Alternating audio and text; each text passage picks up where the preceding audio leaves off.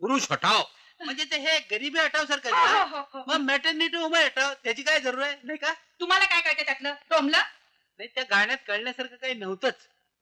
तुम्ही लिहून दिलं होतं वाटतं गाणं. का? नाही छान होत. आहो हा शो एखाद्या पॉश थिएटर मध्ये केला असता माझ्या बेबीने तर प्रेक्षकांनी डोक्यावर घेतलं असतं तिला. नाही नाही बायकांनी घेतली असते तिला डोक्यावर पण पुरुषांनी तिकिटाचे पैसे परत मागितले असते. काय म्हणे तिकिटाचे पैसे परत मागितले असते. तुमची मेली बुद्धी तुमच्या धंदा एवढी शी. हा काय मेला धंदा? आमच्या महिला मंडळातल्या बायका नाक मुरडत असतात. मी तर धंदाच विकून टाकणार आहे. का पण शेवटी महिला मंडळ कशावरून जाणार? मी आणि माझं महिला मंडळ एवढ्या जाणार नाहीये. समजलं? आता गेल्या पण मामा कसं काय वाटलं माझं का? नाना मामा कुठे गेली? ती आत गेली. तिला एका जागेवर बसलं की मुंग्या चावतात. काय नाना पुरुष हटाव कार्यक्रम कसं काय वाटलं? पुरुष हटाव? येस पुरुष हटाव. अगं तुझ्या ममानं मला हटाव म्हटलं असतं तर तुला हे जग दिसलं असतं का? माझं ऐक त्या ममाच्या नादा लागून असले काही जिम्मे खेळू नकोस. तुला एखादे खमका भेटेल. खमक्या? नाना तसा कोणी अजून जन्माला यायचंय. बाबा या जगात वशिलेबाजीचं सर्टिफिकेट लागतं म्हणून ज्यांनी आपलं जीवन शिक्षणासाठी वेचलं त्यामुळे त्या मास्तरांच्या माझ्या वडिलांच्या पायावर हे सर्टिफिकेट मी कायमचं ठेवतोय. आणि या सर्टिफिकेट शिवाय माझ्या हिमतीवर मिळेल त्या मार्गाने या जगात मी पुढे जाईन बाबा. पण हे करत असताना तुमच्या नावाला कमीपणा येईल असं मी नाही वागणार. नोकरी मिळत नाही म्हणून वैतागलास होय रे? अरे आजकाल मुलींना सुद्धा नोकऱ्या मिळतात. तू तर काय पुरुष आहे, तरुण आहे, चांगला धट्टा कट्टा आहे, शिकलेला आहे, मिळेल की आज ना उद्या नोकरी. मी आहे ना तुझ्या पाठीशी, तुझी आई. अजून खंबीर आहे मी. आई चल पेढा कुठला असं मनाला लावून घेतात होय रे? तसं नाही ग पण आज दिवाळी आहे, सकाळपासून काही खाल्लं नाही. थांब तुला फराळच आणते. अगं पण माझं जरा ऐक आई. अगं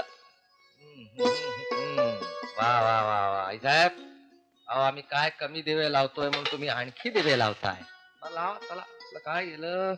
अरे हो नाथा तुला सांगायलाच विसरले. काय का? शिपऱ्याहून तुझ्या मामाचं पत्र आलंय. काय तुला पत्र आलं? पण मला वाटतंय 14वं पत्र असावं नाही ग. नाहीतर आई मला सांग या मामाला दुसरा उद्योग काय? दोघच नवरा बायको, ना मूल ना बाळ, मुबलक पैसा आहे, बाग आहे, जमीन आहे, एवढा मोठा वाडा आहे. त्यानं नुसता बसायचं आणि मोडक्या तोडक्या अक्षरात खरडायची पत्र. मजा आहे बुवा यांची. अरे जसं काही मामाकडून सगळं बघून आल्यासारखं सांगतोस की. अगं आई तू सांगत असतेस ते ऐकलंय मी. अरे नाथा तुझ्या मामांना खूप वाटतं आपण त्यांच्याकडे यावं राहावं. पण तुझे वडील स्वाभिमानी होते ना म्हणून मी भावाचा कधी आधार घेतला नाही. ही गोष्ट त्यांच्या मनाला फार लागली म्हणून त्यांनी मुद्दाम पत्र लिहिलंय की ह्या दिवाळीला तरी या. अरे तुझे मामा मामी खूप प्रेमळ आहे. तू एक दिवस त्यांच्याकडे राहिलास ना तर तुझी खूप करमणूक होईल. हा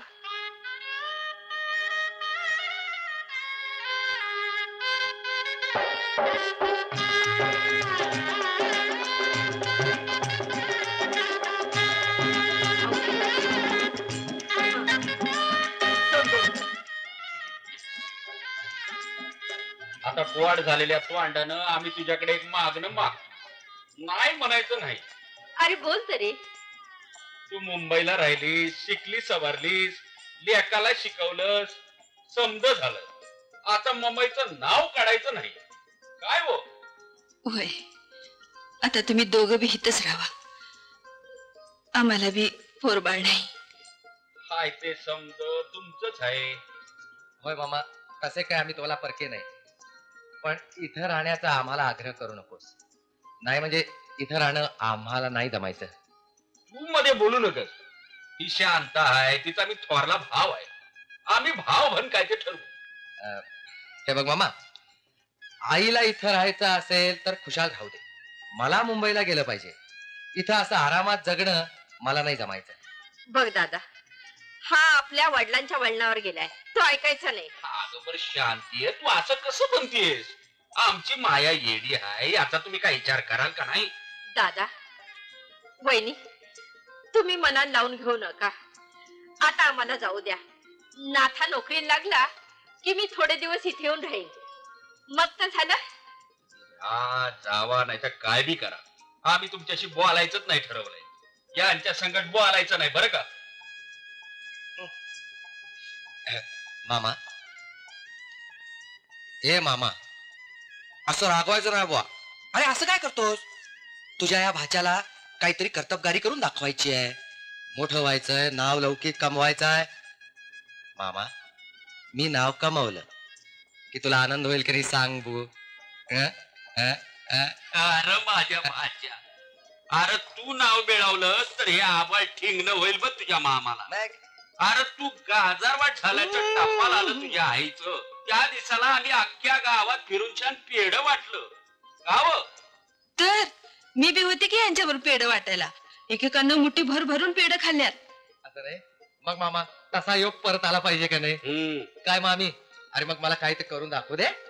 ठीक आहे मामा, तुझा राग गेला का नाही? तसा नाही जाणार. आता जेवण झालं की तुला माझ्या संग लागोलाग निघायचंय. कुठं? अरे रातला गावाबाहेर चंद्रावळीचा तमाशा उभा राहणार आहे. तुला धावतो चल तू. ऐकलं का?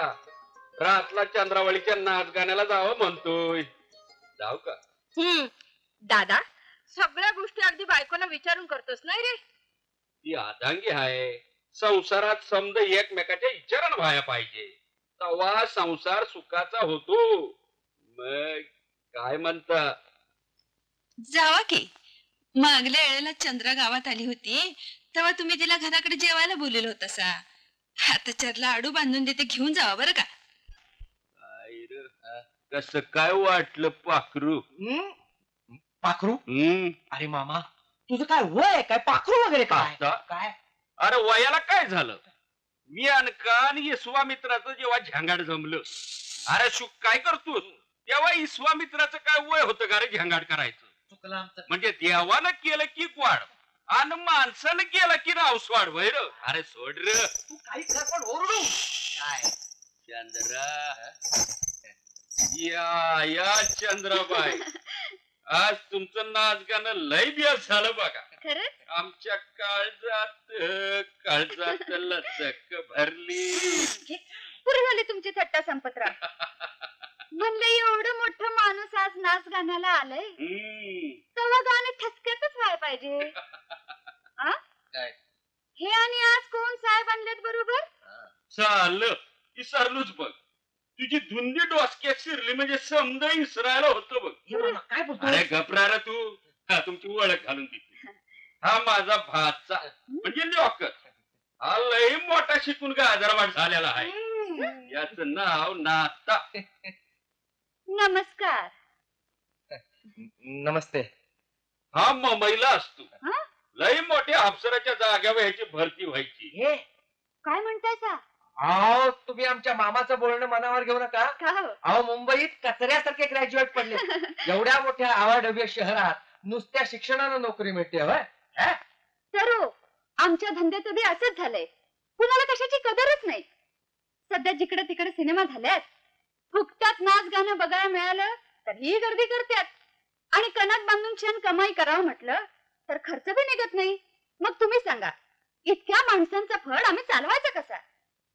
अगं चंद्रा, आता आठवण झाली बघ. कसली हो? आमच्या बायकोनं हे लाडू दिलेत तुझ्यासाठी. या बया, म्हणजे माझ्या वहिनीने लाडू धाडलेत व्हय? झालं.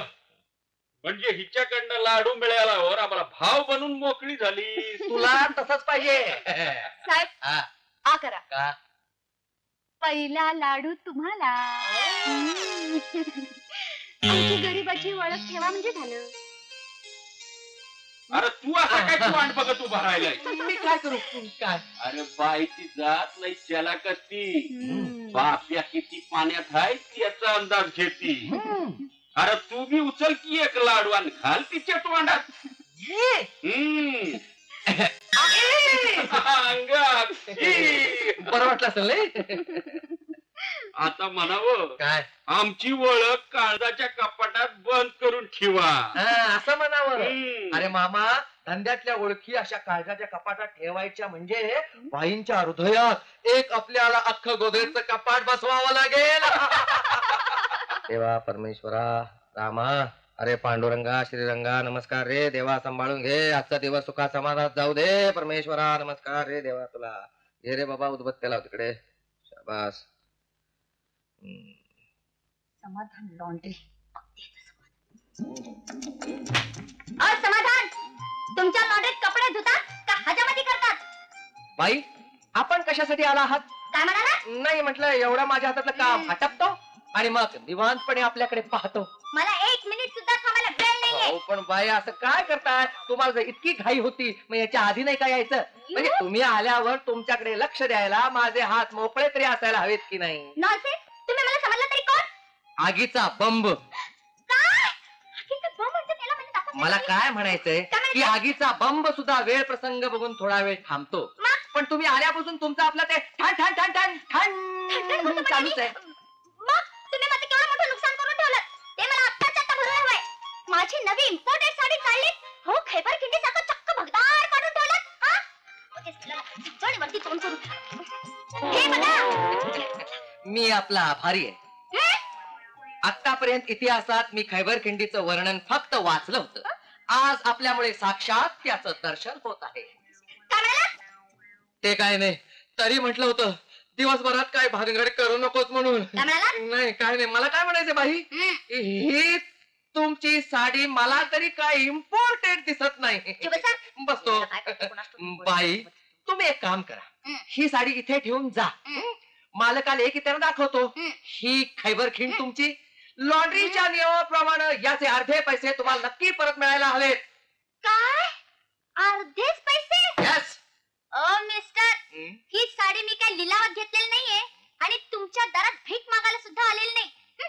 म्हणे अर्धेच पैसे देऊन टाकू. या साडीतून तुमचा 4 महिन्याचा पगार नक्कीच सुटेल. ह्या तुम्हाला ठेवून लॉन्ड्रीत काम करतो आणि स्वतः लँडलॉर्ड समजतो मला. खैबर खिंड मी सुद्धा इथे दे दान सुटे गिराण करत नाही थांबलेलो. हे तुमचं जुनं वस्त्रदान घ्या, आम्हाला नको. इडियट मेला.